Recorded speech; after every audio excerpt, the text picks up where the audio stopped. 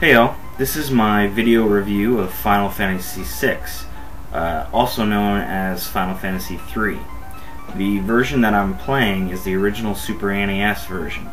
There have been, to my knowledge, two other released versions, Final Fantasy VI for the PlayStation and Final Fantasy VI Advance for the Game Boy Advance. Now the original version, the Super NES one, this one, is actually known as Final Fantasy III, but they're the same game.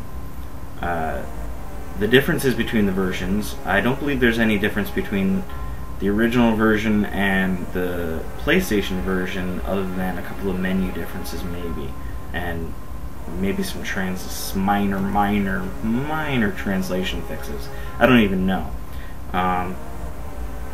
The Game Boy Advanced version, however, was completely retranslated and has a much better translation. I actually played the beginning portions of that version to see what differences it had in the translation, and you could tell there was a large difference. I, however, chose to play the Super NES version mainly because the graphics are better and the control is better. It's a higher resolution. Things didn't look so big. You could see more on the screen. This particular game, in my opinion, is one of the best Final Fantasies there is. I've played pretty much all of them except for like the really early ones. Like I haven't played 1 and 2, yet I plan on playing those at some point. And I haven't finished 4 yet, although I plan on doing that as well. And I'll probably do reviews for them later on too. What makes this particular Final Fantasy game unique is that a lot of the Final Fantasies, the later Final Fantasies, have systems in them that make the characters all the same, basically. This is done in Final Fantasy V, 7, 8, 10, and 12. You could essentially make every single character the exact same character through customization.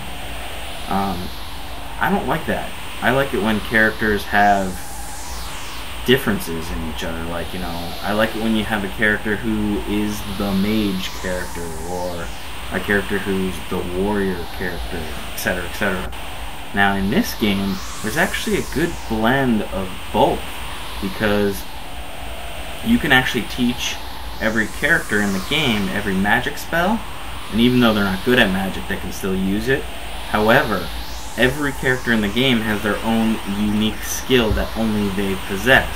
For example, my favorite character, Sabin, has a technique called Blitz, in which when you activate it, you enter in a command string, for example, left, right, left, A, or down, diagonal, down, left, and then left, A, and a command is executed. It's like a fighting technique. Another character, Cyan, he has like a sword technique, it's called. When you activate it, a little timer comes up, and if the longer you keep the timer on, the better the move is. So every character has that. The Locke, the thieving character, has Steel, which you can actually equip a relic, which is kind of like an accessory. You can equip 2 of them. Accessories that give you abilities. You can equip one to him that changes Steel to Mug. It's actually called Capture, and you'll see that later in this video, or at some point in this video when he's fighting, you'll see Capture. There's also a relic you can equip that gives you the Dragoon type command Jump. That's a good relic.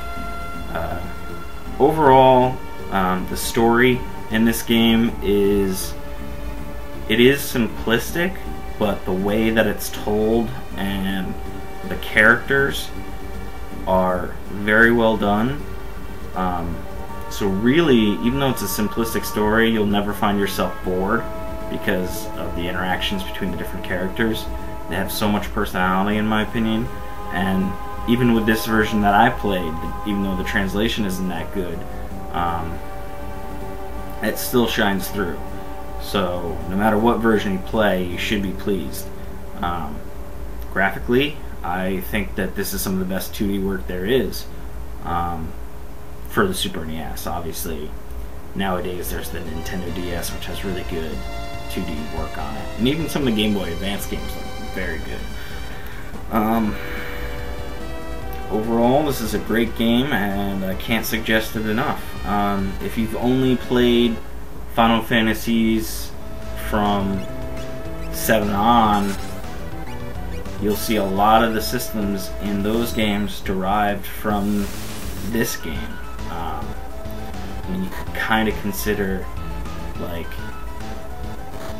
well, no, I wouldn't really compare Espers to, I wouldn't really compare Magicite to, you know, shit, fucking Materia. I wouldn't compare those, but there's a lot of systems. I mean, this game obviously has a lot of original stuff that, you know, I mean, there's Moogles, there's the airship, there's fucking Chocobos, all that good stuff. It's Final Fantasy. You can't not have that stuff, you know?